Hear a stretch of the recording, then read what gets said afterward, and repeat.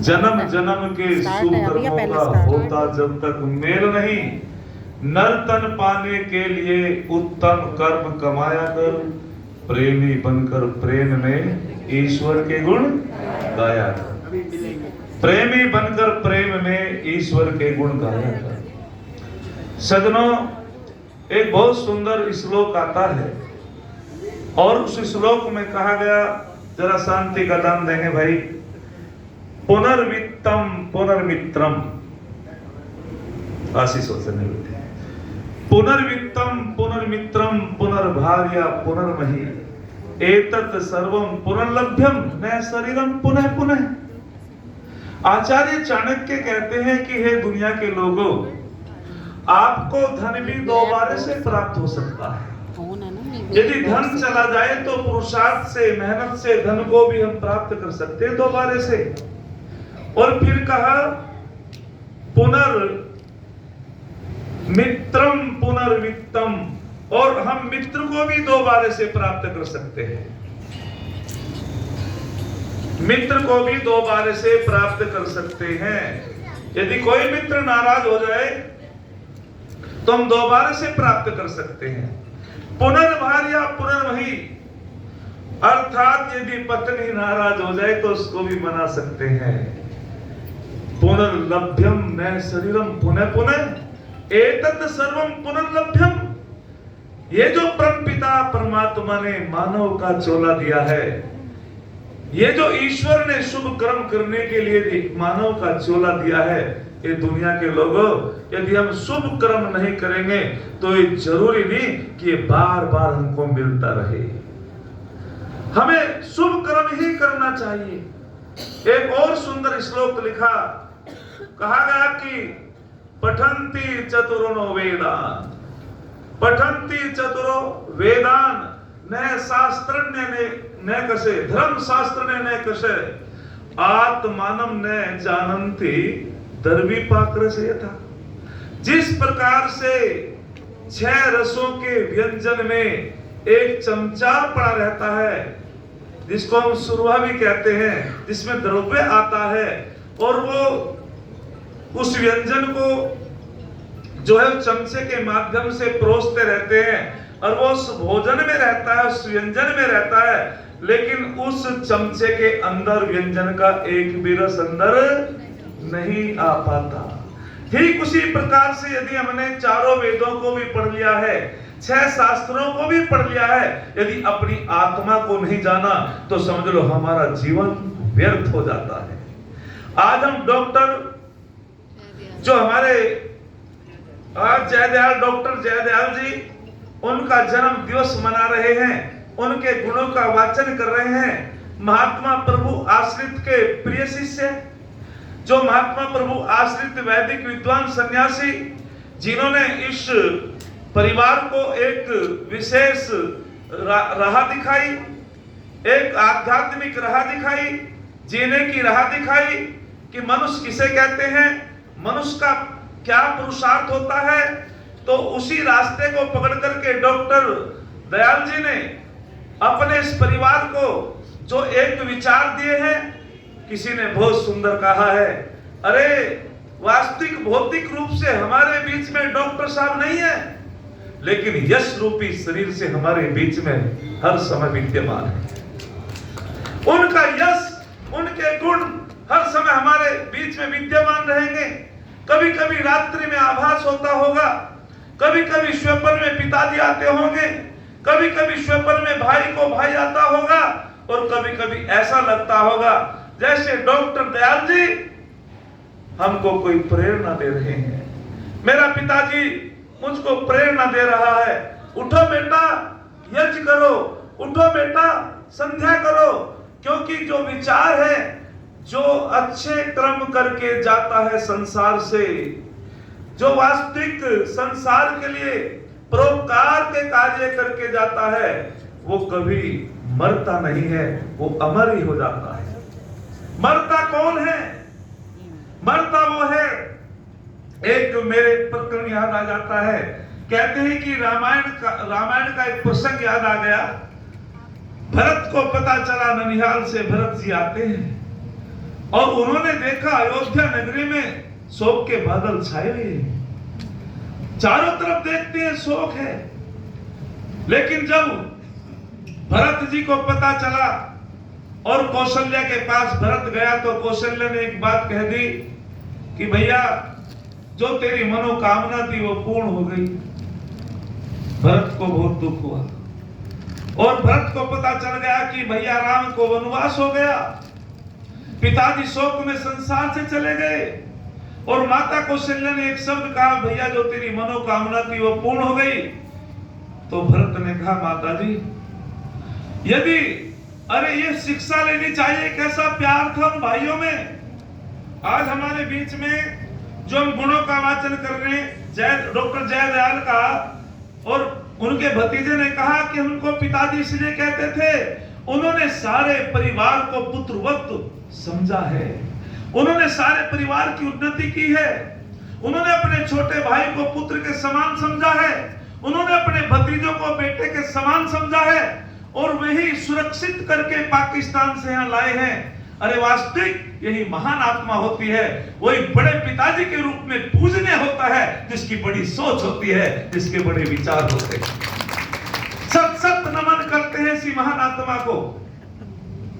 तो जब भरत जी ने कहा, माता जी यदि इसमें मेरा लेश मात्र भी दोष है, वो पाप मुझे लगे जो डॉक्टर जयदयाल जी कहते हैं परिवार के लिए, जरा सुनो, वो पाप मुझे लगे जो पाप संध्या न करने वाले को लगता है, वो पाप मुझे लगे जो यज्ञ न करने वाले को लगता है डॉक्टर साहब, वो पाप मुझे लगे जो सूर्य और चंद्रमा की ओर को लघु शंका करने वाले को लगता है, मूत्र त्याग करने वाले को लगता है, वो पाप मुझे लगे माता जी जो स्वामी नौकर से काम तो करा लेता है लेकिन उसका वेतन नहीं देता है, वो पाप मुझे लगे।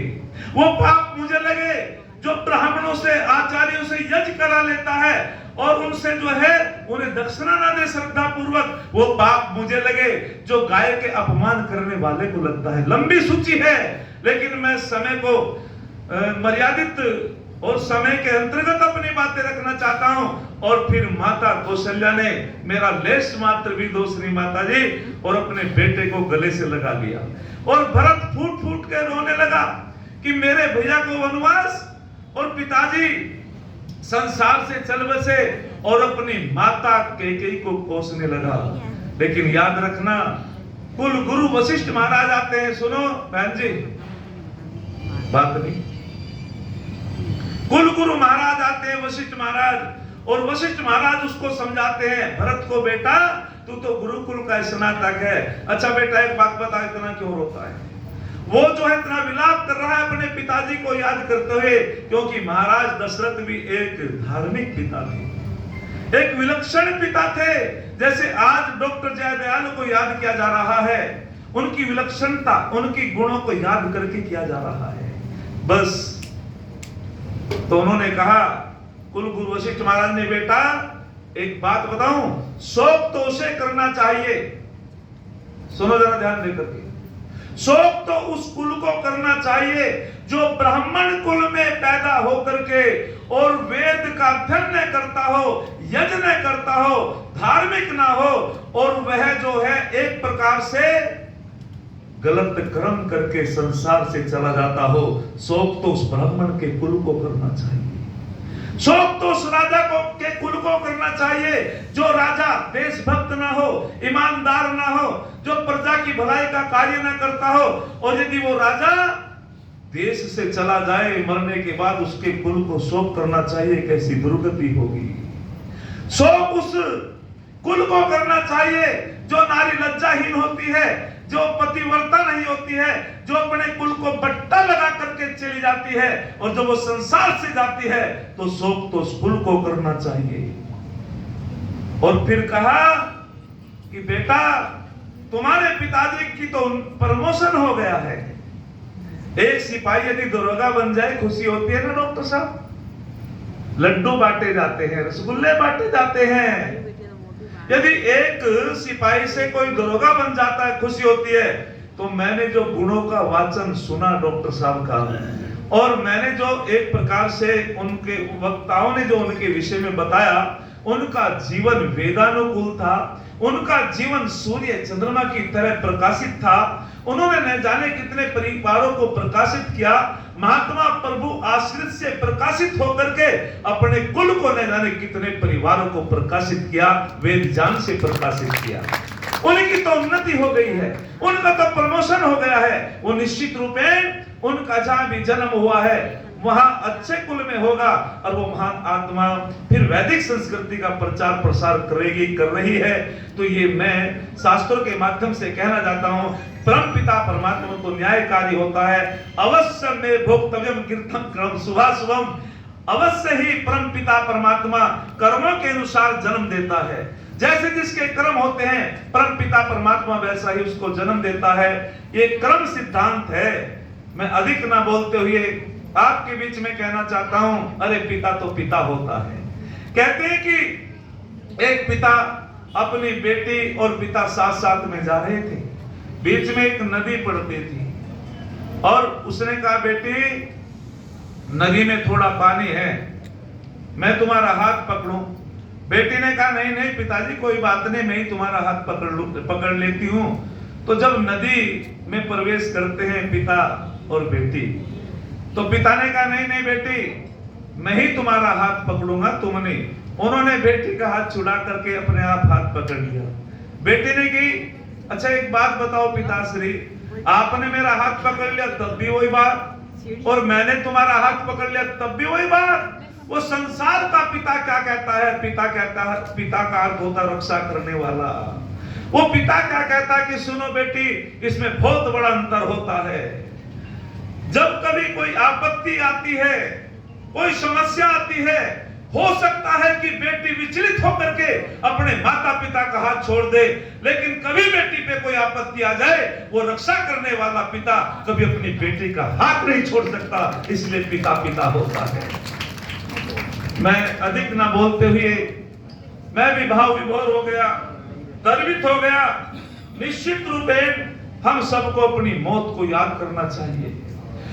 धर्म युधिष्ठिर से पूछा गया सबसे बड़ा आश्चर्य क्या है? धर्म युधिष्ठिर ने कहा था कि जो परम पिता परमात्मा को भूल जाता है और अपनी मौत को भूल जाता है, वो सबसे बड़ा आश्चर्य होता है। कहते हैं कि महाराजा जनक की सभा में कुछ सज्जन पुरुष पहुंचे और उन्होंने मंत्री से कहा कि हमें राजन से मिलना है। मंत्री जी ने कहा राजा तो संध्या में है। उन्होंने की राजा संध्या क्यों करते हैं? बोले जी ये तो उनसे पूछना, परम पिता परमात्मा की उपासना में है। बोले इतने बड़े राजा होने की इनका डर? वे सज्जन पुरुषों ने कहा कि राजा बहुत बड़े हैं, उन्हें किसका भय? बोले ये तो उनसे पूछना। जब राजा संध्या से उठे, उन्होंने कि कुछ अतिथि आए हैं, सज्जन पुरुष आए हैं, और उन्होंने ये प्रश्न किया राजन कि राजा संध्या क्यों करता है? राजा तो राजा होता है, उसे किसका भय? अच्छा कुछ लोग समझते हैं कि जब भय बनता है तभी परमात्मा को याद करते हैं ना, जब आपत्ति आती है तब ईश्वर को याद करते हैं। तो उन्होंने कहा कि वो तो राजा है, उसको किसका भय? उसके पास सेना है। तो जब राजा को ये सूचना दे दी मंत्री जी ने, तो बहन जी राजा जनक ने कहा उनको अतिथि कक्ष में ले जाओ और उनको आदर सत्कार से भोजन कराओ। और राजा ने कहा उस कक्ष में लंबी लंबी तलवारें टांग दो ऊपर, और वहीं नीचे पंक्ति लगा दो। बोले ठीक है मैं भी आता हूं बाद में। अब उन्होंने कहा चलो जी आप भोजन पे चलो, प्रसाद पे चलो। बोले ठीक है। और जहां वे तलवारें लंबी लंबी तलवारें टांग दी गई, और वे बड़ा मजबूत था धागा, लेकिन उनको ऐसा लगा टूटने वाला है, और उनको वहां बैठा दिया गया। अब जैसे भोजन परोसा गया, बहुत अच्छा भोजन था, बड़ा स्वादिष्ट भोजन था। तो उन्होंने जैसे भोजन परोसा, अब एक की दृष्टि ऊपर पड़ी और वे तलवार ऐसे हल रही है, और उनको इतना भय बना यदि तलवार टूट गई हमारी गर्दन पे गिरेगी और हम तो मर जाएंगे। और उनका जो है इतना भय बना कि उन्होंने भोजन कुछ ने किया, कुछ ने नहीं किया, कुछ को पता स्वाद का भी नहीं चला। और बड़ी जल्दी उन्होंने की, जल्दी जल्दी उठो यहाँ से, यहाँ तो मारे जाएंगे। बड़ी बड़ी तलवारें थी, बड़ी वजनदार तलवारें थी, और उठ करके चल दिए। महाराज जनक ने की, बहुत जल्दी उठे भाई, क्या भोजन में स्वाद नहीं था? अच्छा खीर बताओ कैसी लगी? बोले महाराज तुम स्वाद की बात कर रहे, तुम स्वाद की बात कर रहे, हमारे ऊपर तो वो काल रूपी तलवार टांग दिया आपने। यदि वह तलवार टूट जाती, हमारी गर्दन कट जाती। हमें कुछ पता नहीं खीर में मीठा था या नहीं, हमें नहीं पता सब्जी में नमक भी था या नहीं, हम तो इतने जो है भयभीत हो गए, तो हमें भोजन के स्वाद का कुछ पता नहीं। तो तब महाराज जनक ने कहा था कि सुनो ए दुनिया के लोगों, हर समय हर व्यक्ति पर मृत्यु रूपी तलवार लटकती है, और जो अपने उस मृत्यु को याद रखता है वो जीवन में गलत कर्म नहीं करता है। इसीलिए चाहे राजा हो चाहे प्रजा हो, महाराजा जनक ने कहा हमारी भी मृत्यु होगी, हमारा सबका कर्तव्य है कि हम परमपिता परमात्मा की उपासना करें और अपनी मृत्यु को याद रखें। अरे कोई हंस के गया, कोई रो के गया, अरे कोई हंस के गया, कोई रो के गया, और जिंदगी पाई उसने जो कुछ होकर गया, जिंदगी पाई उसने जो कुछ होकर गया। निश्चित रूपेण अधिक ना बोलते हुए मैं इतना ही कहना चाहता हूं, हम सबको परमपिता परमात्मा की उपासना करनी चाहिए। और ये जो माता पिता का जो संबंध है, इनको तो उपनिषदों में देवता कहा है। सबसे बड़ा देवों का देव तो परमपिता परमात्मा है, लेकिन उनके बाद में वास्तविक रूप से यदि कोई देवता है, मातृदेवो भवः, पितृदेवो भवः, आचार्य देवो भवः, अतिथि देवो भवः। अरे किसी उर्दू के शायर ने लिखा, उसने रोकर यूं कहा अपने पिता की औकात पर, उसने रोकर यूं कहा अपने पिता की औकात पर, लो आज तो मेरे हाथों से जन्नत ही चली गई, लो आज तो मेरे हाथों से जन्नत ही चली गई। जिस पिता का आशीर्वाद मुझको मिलता था, जिस माँ का आशीर्वाद मुझको मिलता था, आज तो वो स्वर्ग ही मेरे हाथों से चला गया। और किसी ने तो यहां तक लिखा, जो बाप होता है वो जन्नत का दरवाजा होता है, और माँ के पैरों के तले जन्नत होती है।